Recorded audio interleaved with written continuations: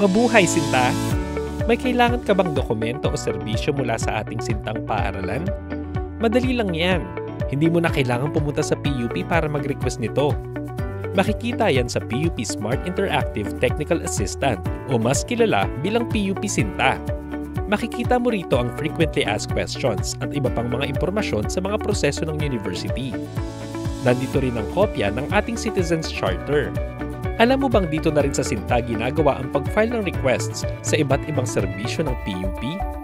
It's a yes!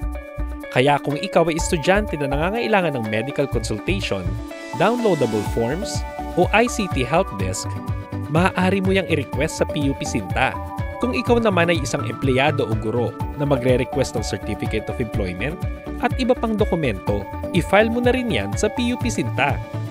Para sa ating mga alumni na kailangan din ng dokumento, kagaya na lang ng shooting request at extra assistance sa pag-secure ng iba pang mahalagang dokumento, punta na rin sa PUP Sinta. Kung may kailangang serbisyo, i-PUP Sinta mo na yan. O siya, okay na ha? Okay na yan. Paalam!